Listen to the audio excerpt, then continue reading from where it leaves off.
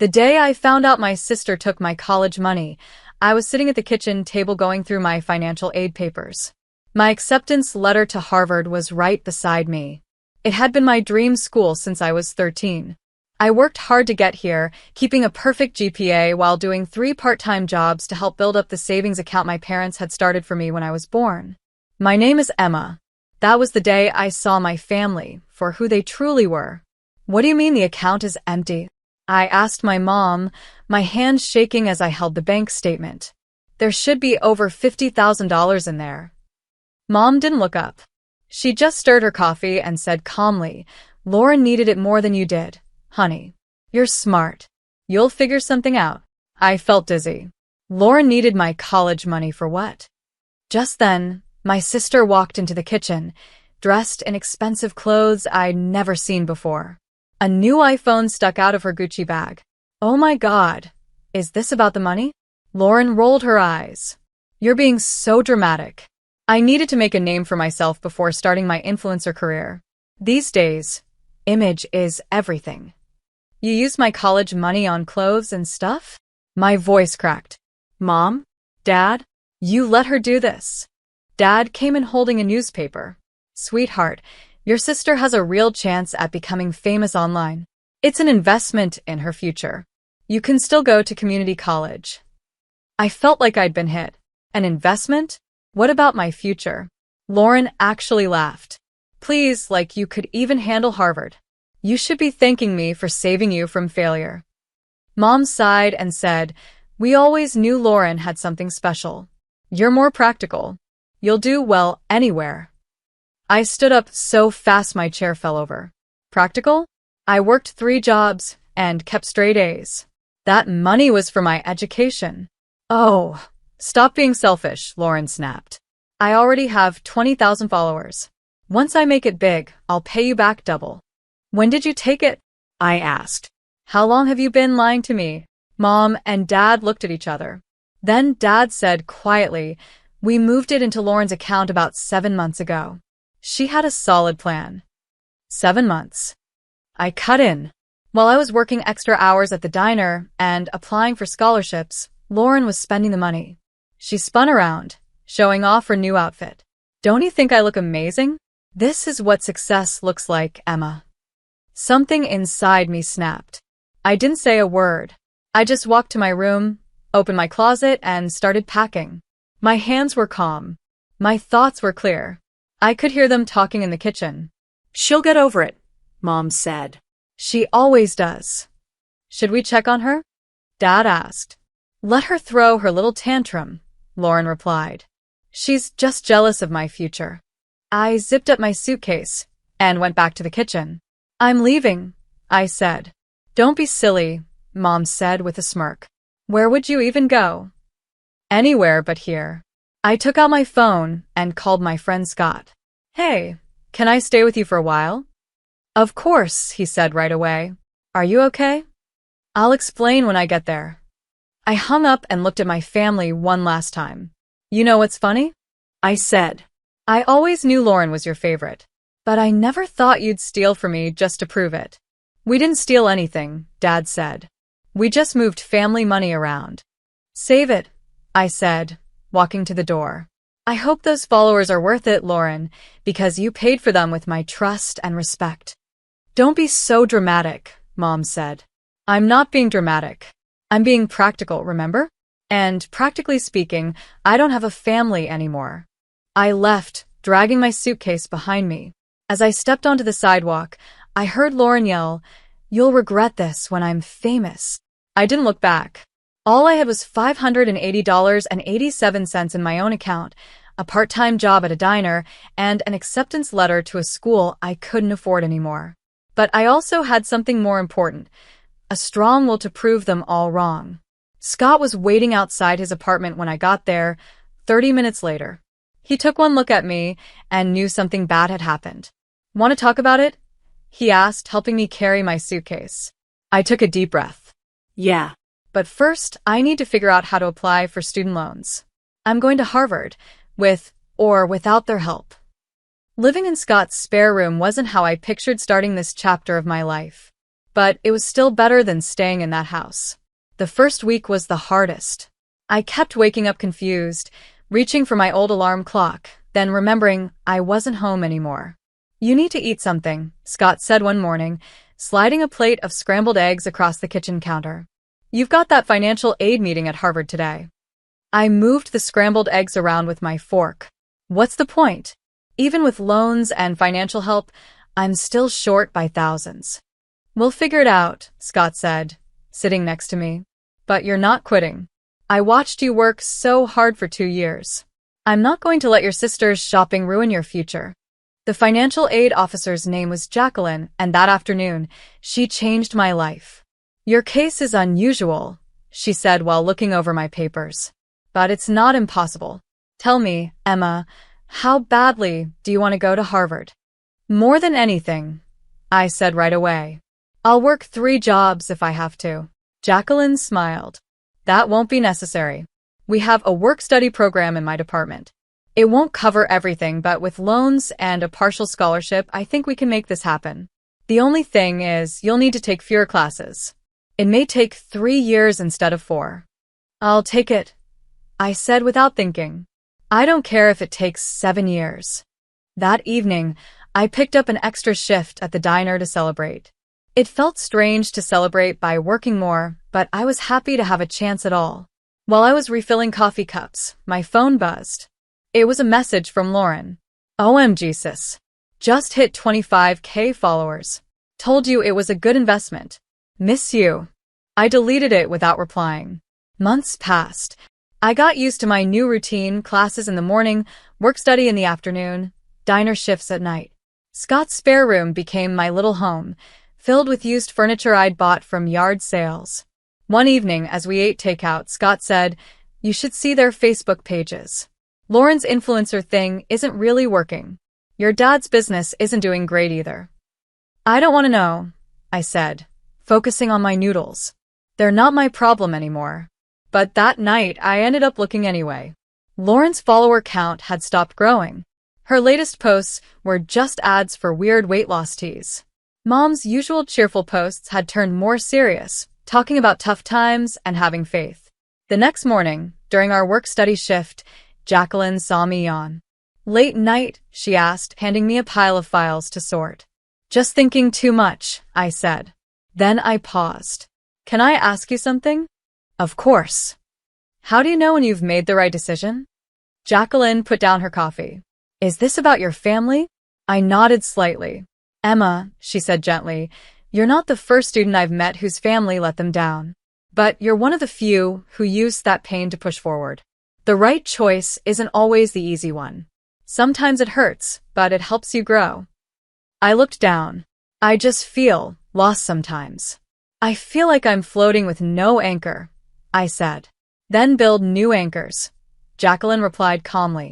"Make your own support system. Look around you, you've already started." She was right. With Scott's constant support, Jacqueline's guidance, and my own stubborn will, I was slowly building something new, something that was mine. That night at the diner, I overheard 3 customers talking about a new tech company that was changing financial software. They said the company was hiring entry-level programmers. "Excuse me," I said, setting down their coffee. I couldn't help overhearing. "I'm studying computer science at Harvard." 3 weeks later, I left the diner for a paid internship at that company. It paid double what I earned at the diner. When I told Scott, he took me out to celebrate. "To new beginnings," he said, raising his glass. "And to old friends," I added, clinking my glass with his. "I wouldn't have made it without you." "Come on," he laughed. "You did all the hard work. I just gave you a couch." My phone buzzed. Another message from Lauren. "Mom and Dad are worried. At least let them know you're okay." I turned off my phone and looked at Scott. "Tell me about your day instead." As we laughed and talked, I realized Jacqueline had been right. I was building new anchors. I was creating my own kind of family. And for the first time since that day in the kitchen, I felt truly okay. What I didn't know was that in a few years, the same people who once laughed at my dreams would come asking for my help. But that's a different story, one that proves karma always arrives right on time. 3 years after I left my childhood home, I stood on Harvard's graduation stage. My heart raced as they called my name. I had turned that internship into a full-time job and still managed to graduate with honors, even if it took me longer. "Emma!" Scott yelled from the crowd, whistling. Jacqueline was beside him, smiling proudly like a parent.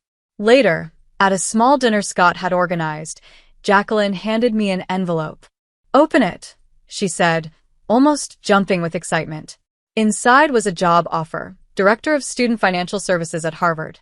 "But this is your job," I said, surprised. "It was my job," she replied. "I'm moving to the dean's office, and I recommended you. You've lived it, Emma. You understand what students like you need. Who better to help them?" I looked at the salary number and almost choked on my drink. It was more money than I ever thought I'd make, and I still planned to keep my tech job part-time. Speech. Scott called, raising his glass. "To the two people who became my real family." "I'm the one who made it," I said quietly. "The one who believed in me when my own family didn't." "Speaking of family," Scott said gently, sliding his phone across the table. "You might want to see this." It was a local news article. "McCoy Technologies files for bankruptcy," the headline read. That was my father's company, something he once cared about more than anything. Now it was failing. The article talked about growing debt and poor management. "There's more," Scott said. He showed me Lauren's Instagram. Her follower count had dropped a lot. Her latest post was a video of her crying. She said she got scammed by a fake modeling agency and had lost thousands of dollars, probably the last of what used to be my college fund. "Are you okay?" Jacqueline asked softly. "Honestly," I said, handing the phone back to Scott, "I feel nothing. They made their choice 3 years ago." The next morning, I walked into my new office at Harvard, ready to start my first day. By lunchtime, I had already helped 2 students figure out their financial aid. As I was working on another case, my office phone rang. "Emma, it's Mom." I froze. "How did you get this number?" "Your old friend Madison works in administration," she said quickly. "Please don't hang up. We need to talk." "We needed to talk 3 years ago," I said coldly. "Before you let Lauren take away my future." "She didn't steal it." Mom started, then stopped. "Look, things are bad right now. Your father's business is gone. Lauren's investments failed. We're losing the house." "That sounds like a personal problem," I replied. "We're family," she said softly. I laughed. "Family doesn't steal from each other. Family doesn't call your dreams silly. Family doesn't treat you like you don't matter." "We made a mistake," she said quickly. "We know that now. Please, can we just meet? Have dinner? Your father and Lauren will be there. We want to fix things." I was about to say no when I remembered something Jacqueline had told me years ago. Sometimes the right choice is the one that hurts, but helps you grow. "Fine," I said at last. "Friday night. Send me the details." After I hung up, I called Scott. "They want to meet," I told him. "Are you going?" he asked. "Yes," I said, taking a deep breath. "But not for them. For me. I want them to see what they lost." That evening, I stood in front of the mirror, fixing my blazer. The woman staring back at me wasn't the scared girl who left home with just a suitcase. She looked strong, confident, and complete. My phone buzzed with a message from Lauren. "Can't wait to see you, sis. We have so much to catch up on." I thought about how many times I had dreamed of this moment, the chance to show them they were wrong about me. But now that it was real, I understood something important. I didn't need their approval anymore. "You don't have to go," Scott said. When I called Scott again, he said, "I know you're going." "I am," I said, grabbing my car keys. "But I want to. I'm also curious to see what they think making things right means." "Want me to come with you?" he offered. "No," I replied, thinking about the folder I had prepared.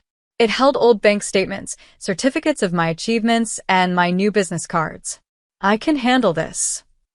As I drove to the restaurant, I thought about how life sometimes comes full circle. 3 years ago, they had laughed at my dreams. Now they were the ones needing my help. I noticed the irony, but I wasn't the same girl they had once hurt. I was stronger now, smarter, and I had a feeling this dinner was going to be very interesting. The restaurant they picked wasn't as fancy as the ones they used to go to. I saw them right away. Mom was nervously fixing her fake handbag, Dad looked tired in an old suit, and Lauren was picking at her chipped nail polish. Emma. Lauren stood up, arms open for a hug. I didn't hug her back. Her fancy clothes were gone. Now she wore cheap, basic ones. Let's skip the act, I said, sitting down. You didn't invite me for a family catch-up. Mom looked sad. Can't we just talk first?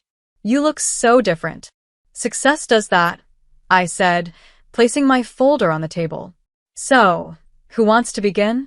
Dad, how's the business? He winced. It's been tough. The market. Filed for bankruptcy, I said, finishing the sentence. Lauren, how's the influencer life? She stared at her water. That's not fair. Neither was stealing my college fund, I replied. But here we are. Emma, Mom said gently, we know we made mistakes, but we're still family. Family? I opened my folder and took out an old bank statement. Let's talk about family. Here's the account you emptied, $52,000. My entire future. We can explain, Dad began. I'm not done, I said, pulling out my Harvard acceptance letter. Remember this? The one you said I couldn't handle? Well, guess what? I slid my diploma across the table. I graduated with honors. And I worked 2 jobs while doing it. Lauren's eyes widened when she saw my business card, Director of Student Financial Services. You work in tech too? She asked. That's right. Turns out I'm not just practical. I'm actually very successful. I leaned back. So tell me, why am I really here? Mom started crying. We're losing everything, Emma. The house, the cars. Your dad's business is gone. The modeling agency scammed me, Lauren added quietly. All my followers left when I couldn't keep up the image. Dad cleared his throat. We need help. Alone. Just until we get back on our feet. I didn't say anything. I let the silence sit. A waiter came by, but I waved him away. How much? I asked. 80,000, Dad mumbled. To keep the house and pay off urgent debts. I took out my phone and opened my banking app. I could transfer it right now. I have the money. Their faces lit up with hope. But before I do anything, I continued, I want you to explain something to me. That day in the kitchen, when you told me I wasn't good enough for Harvard, did you actually believe that? We were wrong, Mom whispered. So wrong. That's not what I asked. I put my phone away. Did you believe it? Lauren looked up, her voice barely a whisper. I did. I thought I was better than you. That I deserved more. But now I know I was just selfish and foolish. She wiped her tears. I ruined your dreams for some likes on Instagram. Dad reached across the table. Please, sweetheart. If we lose the house, your mom and sister have nowhere to go. I stood up and picked up my folder. I'll think about it. That's it. Lauren's voice cracked. You're just leaving? Unlike some people, I said, putting on my coat. I don't make big money decisions on a whim. I'll let you know in 4 days. Wait, Mom called out as I turned toward the door. What happened to you? You used to be so kind. I stopped and looked at them. I grew up. I learned that the people who are supposed to love you the most can sometimes hurt you the worst. And I learned I'm worth more than you ever believed.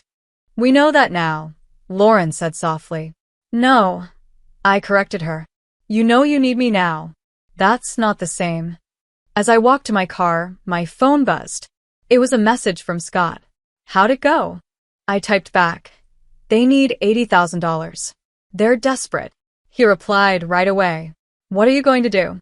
I smiled, thinking about the document I had asked my lawyer to prepare the day before, just in case. They thought they were asking for a loan. But I had a different plan. One that would make them face what they did to me. Step by step. Dollar by dollar. They wanted help? Fine. But this time, it would be on my terms. I started my car, already thinking through the details of the agreement in my mind. In 2 days, They would find out exactly who their practical daughter had become. 2 days later, I walked into my lawyer's office. My family was already sitting there. Their faces lit up when they saw me, but their smiles faded fast when they saw the thick stack of papers in my hands. "What's this?" Dad asked, looking at the document. "My terms," I said, sitting down and sliding a copy to each of them. "You want $80,000? Here's how you'll get it." Mom opened the folder, her hand shaking. "A contract? But we're family." "Family didn't stop you from stealing from me," I said calmly. I nodded at my lawyer. "Please explain the terms." He cleared his throat. "The $80,000 will be given in monthly payments of $10,000, but only if all conditions are followed." "Conditions?" Lauren interrupted. "What conditions?" "First," I said, "Lauren needs to get a real job. No more influencing or modeling. A real 9-to-5 job. And every month, she must put half of her salary into a scholarship fund I'm creating for students whose families left them with nothing." Lauren's face turned red. "That's not fair."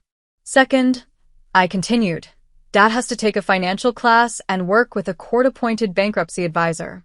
No more risky business deals." Dad opened his mouth to argue, but I raised my hand to stop him. "Third, Mom must volunteer 12 hours a week at the university's financial aid office, helping students figure out how to pay for college when their own families don't help." "This is crazy," Mom said.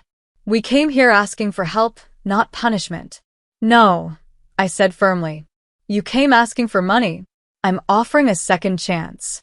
"There's more," my lawyer added, turning the page. "The house will be sold. A smaller, cheaper home will be bought using some of the money. The rest will go to pay off debts." "Sell the house," Dad shouted. "That's our home." "No," I said, leaning forward. "It's a symbol of pride you can't afford anymore. Just like my college fund was supposed to be protected, but you took it anyway." Lauren kept reading the contract. Her face went pale. "It says here we have to go to family therapy. All of us. Every month." I met their shocked faces. "You want to talk about being a family? Then let's do it with a professional. Let's talk about what really happened 3 years ago. And if we say no?" Mom whispered. "Then you get nothing," I said, standing up. "You have 2 hours to decide. I'll be in the coffee shop downstairs." Scott was waiting for me there. "How did they take it?" he asked. "Exactly how I expected," I said, stirring my coffee. "They thought I'd just hand over the money and forget everything they did." "Will they sign it?" "They don't have a choice," I replied. "The bank is taking the house next month, and Lauren's credit is ruined from her failed influencer dreams." 50 minutes later, my lawyer called. "They're ready to talk." When I returned, they were sitting close together, looking tired and defeated. "Before you sign," I said, "there's one thing I want you to understand. This isn't revenge. It's about being responsible." "It feels like punishment," Lauren said quietly. "Really?" I said. "To me, it feels like a chance.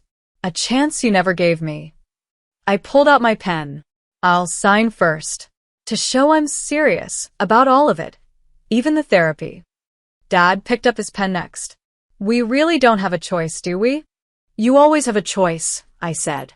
"Just like you had one 3 years ago." Then I watched as he signed. The difference was, this time, they finally understood the cost of what they'd done. "I'm giving you a chance to make the right choice," I said. Mom signed next, her tears falling onto the paper. Lauren signed last. Her hand shook, but she still did it. "What now?" she asked. "Now," I said, gathering the contracts. "You start over, just like I had to. The first $10,000 will be sent tomorrow. Lauren," I added, "I've set up 3 job interviews for you next week." "Dad, your first financial class starts Sunday." "And the therapy?" Mom asked. "First session is Friday at 5 p.m. Don't be late." I handed each of them a signed copy. "Welcome to your fresh start. Try not to waste it this time." As they walked out, Lauren stayed behind. "Why are you really doing this?" she asked. "You could have just said no." I thought about the scared girl I used to be, the one packing her bags with shaking hands. I thought of Scott offering me a couch, of Jacqueline guiding me, of working late nights and waking up early for classes. Because someone once told me, I said, that the right choice isn't always the easy one. I looked her in the eyes. Sometimes it's the one that hurts, but helps you grow. She nodded slowly. I could see she understood. After she left, I pulled out my phone and texted Scott. They signed. All of them. He replied right away. You're either the kindest person I know or the smartest. I smiled. Maybe I was both. The first family therapy session was just as uncomfortable as I thought it would be. We sat in a circle. No one spoke at first. The room felt heavy with silence. Dr. Joyce, our therapist, watched us patiently. Let's start with the day Emma found out her college fund was gone, she said. Do we have to? Lauren asked, shifting in her seat. Yes, I said firmly. We do. I remember thinking I deserved more, Lauren said after a long pause. I had this big dream to be famous. I thought I needed the money more than Emma. And now? Dr. Joyce asked. Now I'm a junior assistant, Lauren said, her voice breaking. I make coffee for people Emma's age, people already doing what I hope to do. I wasted everything. Her money. My time. My future. Mom reached for a tissue. We allowed it, she said softly. We really thought that I wasn't worth investing in. I finished. That I was just the practical one, the backup plan. No, Dad said quickly. We never thought. Really? I said, pulling out my phone. I played the video I had secretly recorded 3 years ago. Their own voices filled the room. Lauren has that special something. You're more practical. Like you could handle Harvard anyway. Dr. Joyce watched their faces closely. That must have been hard to hear again, she said. I listen to it sometimes, I admitted. When I start doubting myself, it reminds me how far I've come. Lauren broke down crying. I was awful. I can't believe I laughed at your dreams. Why do you think you did that, Lauren? Dr. Joyce asked gently. I was scared of failing, Lauren blurted out. Emma always knew what she wanted. She worked hard and had real goals. I thought if I became famous quickly, it would prove I was special too. The therapy session continued, slowly uncovering years of jealousy, hurt, and wrong choices. By the end, we were all emotionally drained. In the parking lot, Lauren walked up to me. I got my first paycheck yesterday, she said. I know, I replied. The scholarship fund received your deposit. It felt good, actually earning something real, she said quietly. Then she paused. One of my coworkers said their IT department is hiring. I thought maybe I could take some coding classes. I looked at her, trying to see if the old, spoiled Lauren was still there. But she looked different now, more humble, maybe even serious. The community college has great night classes, I said at last. I can help you apply. The next week, Dad called and asked, would you mind coming to my financial class? There's something I want to say. I found him standing at the front of the room, hands slightly shaking. This is my daughter Emma, he told the other struggling business owners. 3 years ago, I used her college fund to pay for my other daughter's influencer dreams. I lost everything, my business, our home, and most of all, my daughter's trust. Don't make the same mistake. Don't let your pride blind you to what truly matters. Later, over coffee, he showed me a new budget plan. The advisor said if we stick to this, we can be debt-free in 2 years, he said. That's great, Dad. He looked down and said quietly, Emma, I'm sorry. Not just for the money, but for not believing in you. Mom took longer to change. She was more stubborn. But after a month of volunteering in the financial aid office, she began to see things differently. I met a girl today, she told me during our next therapy session. She reminded me of you, smart, hardworking. But her parents didn't think girls needed college. She wiped her eyes. I helped her find scholarships, loans, and a work-study job. And I kept thinking how no one did that for you. How we did the opposite. Did she get the money she needed? I asked. Mom smiled, with tears in her eyes. Yes. She starts next semester. Dr. Joyce leaned forward. How did that feel? Helping her? Like I finally did what a mother should do, Mom said. I supported someone's dreams instead of tearing them down. That evening, as I drove home, Scott called to check in. How was therapy? He asked. Surprising, I said. They're actually trying. Really trying.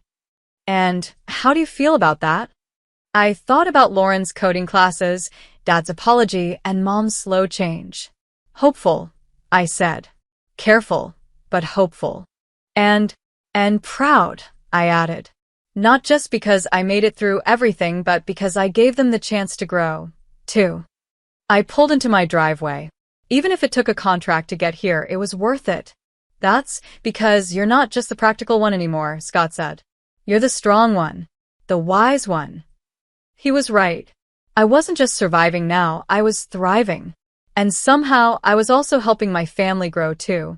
This time on my terms.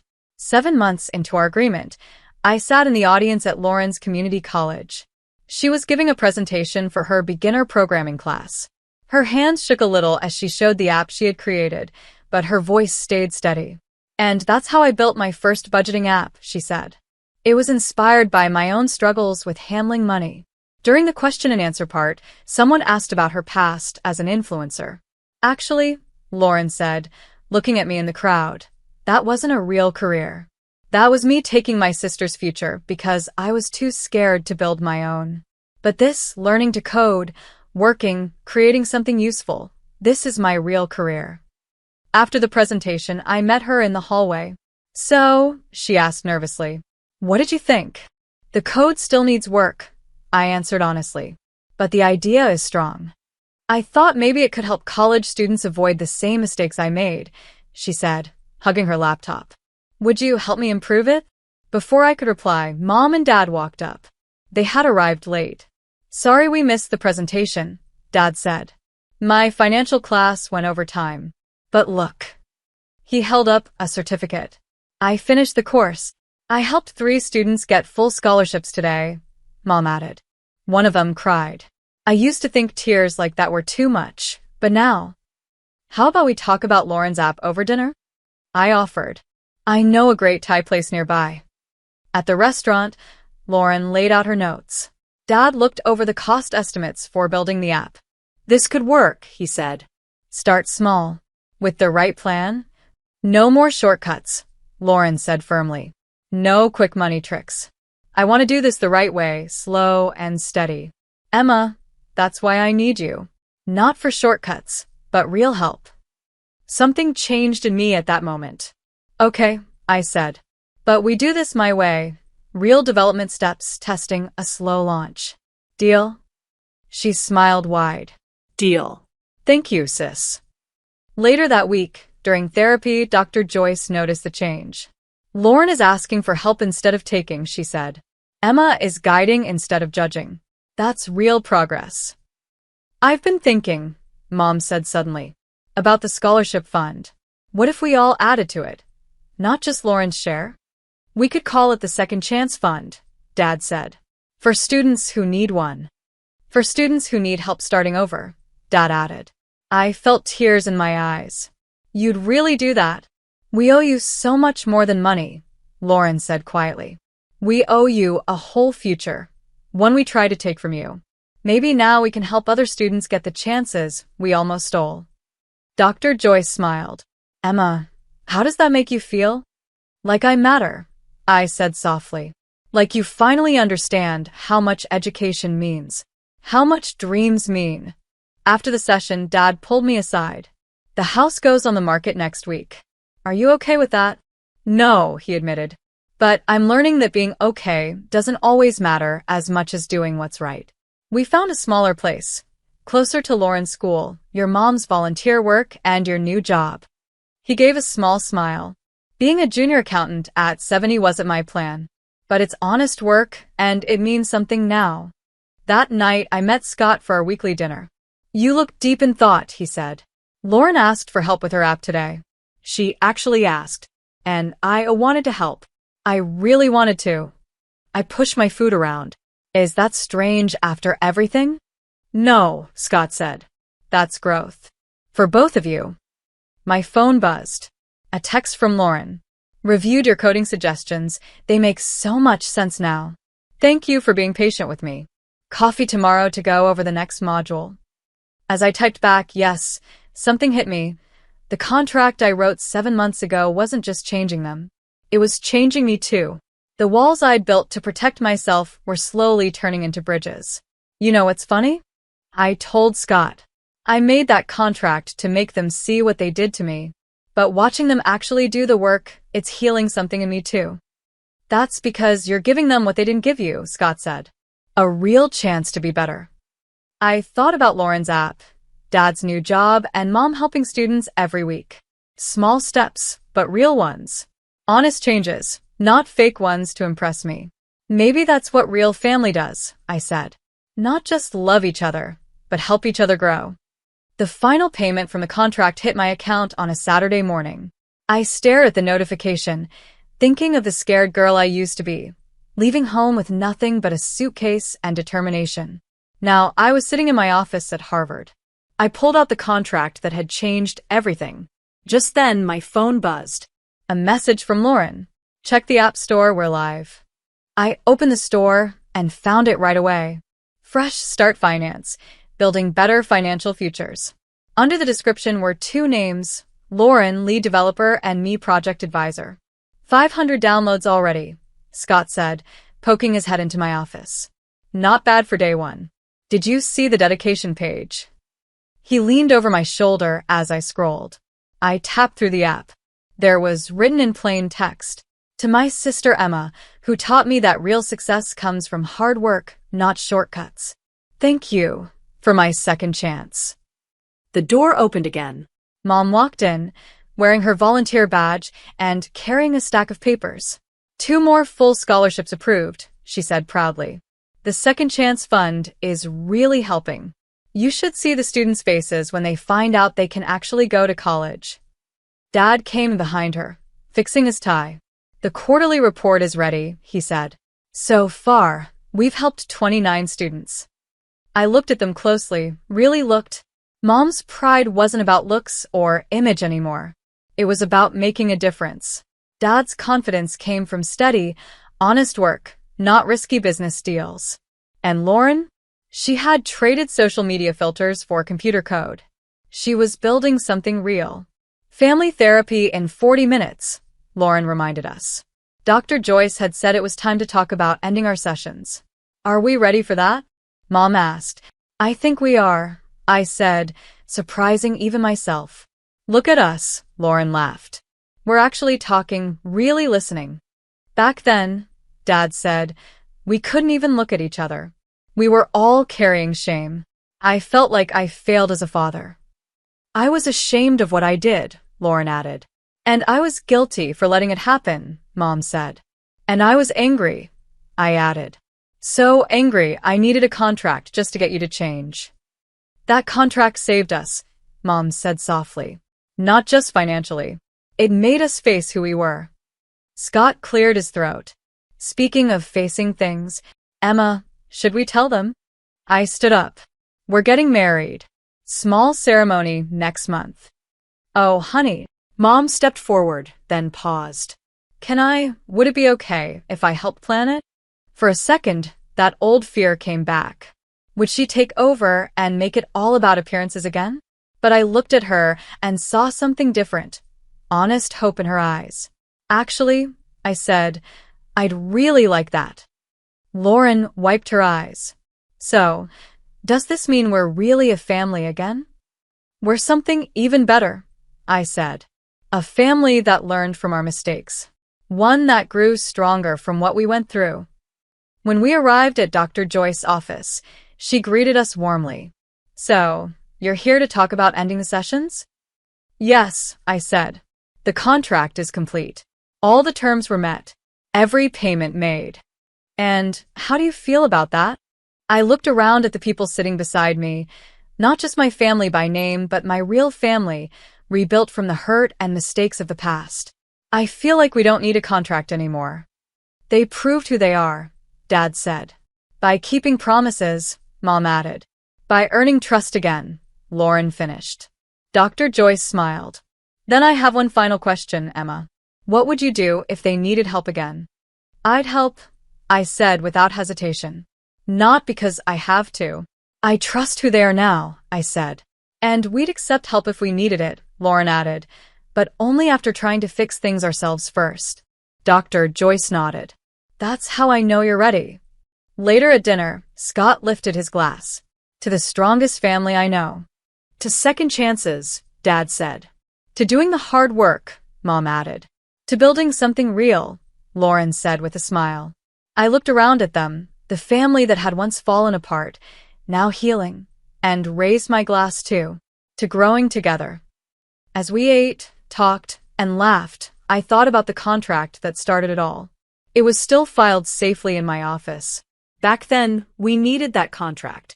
We needed the rules and the consequences to force us to face the truth. But now, we didn't need it anymore. What we had was stronger than any paper. We had trust, built from nothing.